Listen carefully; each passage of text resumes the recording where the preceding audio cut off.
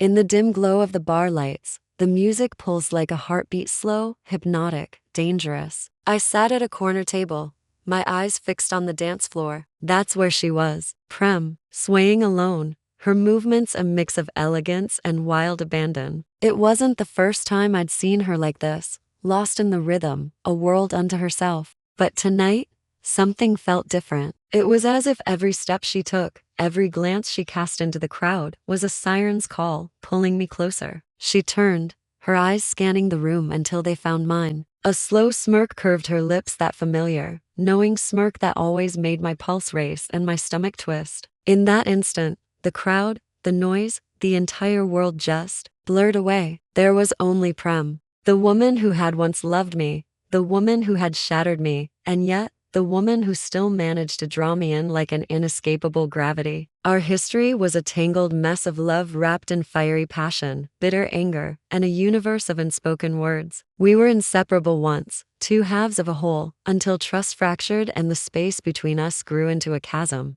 But even after all this time, after all the pain, I swore I'd never forget. The pull between us never truly faded. It was always there, humming just beneath the surface, waiting. She started walking toward me, her steps slow and deliberate. It was the kind of walk that spoke of unshakable confidence and a hint of danger, the kind that made the air crackle around her. My breath hitched in my throat. I tried to prepare myself to build a wall, but it was already too late. She was here. Didn't expect to see you here, she said, her voice a low, teasing whisper that sent a familiar shiver down my spine. I tried to sound casual, unaffected, as if her presence meant nothing. I could say the same, I replied, but I knew my racing heart was a dead giveaway. She leaned in slightly, her gaze intense. Still pretending you don't miss me? Her tone was playful, a light jab, but her eyes held a storm of emotions I knew all too well. I couldn't hold her gaze and looked away, focusing on the condensation on my glass. Then, her hand reached out,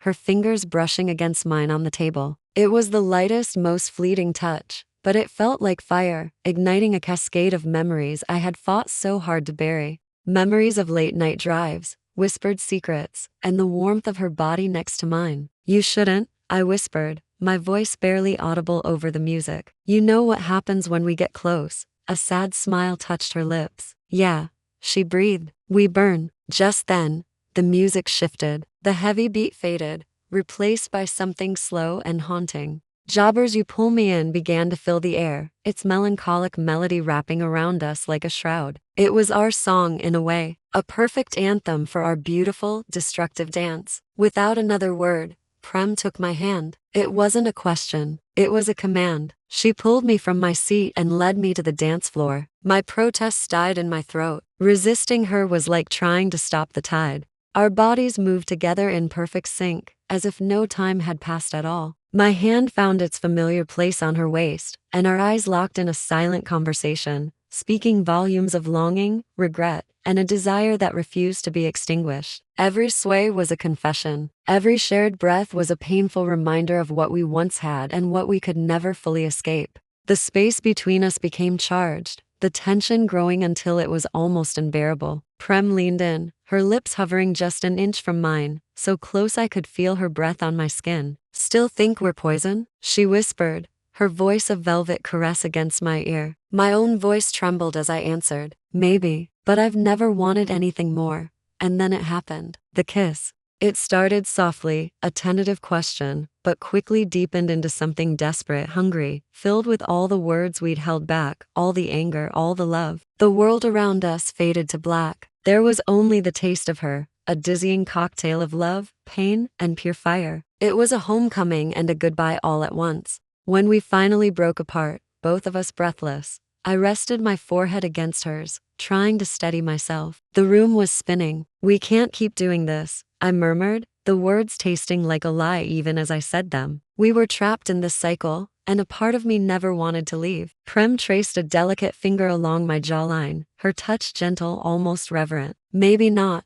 she agreed softly. But tell me you'll walk away right now and mean it. I hesitated. I opened my mouth to say yes, to save us both, but no sound came out. The truth was written all over my face, in the way my eyes refused to leave hers, in the way my hand was still clutching her waist. I couldn't. I never could. Outside, the first drops of rain began to fall, tapping a gentle rhythm against the bar's large glass windows. But inside, we were in the eye of our own storm, two souls dancing on the razor's edge of love and destruction, caught between what we knew we should let go of and what our hearts couldn't possibly resist. Prem took my hand again, her grip softer this time, intertwining our fingers. "You pull me in," she said quietly, her voice full of a raw, beautiful honesty. "Every single time." A faint, sad smile touched my lips, my eyes glistening with unshed tears. "And I keep falling." We stood there for a long moment, lost in the music and in each other, holding on to this fragile, dangerous thing between us that we both knew might eventually ruin us. But love, especially a love as potent and poisonous as ours, has its own gravity. It's impossible to escape.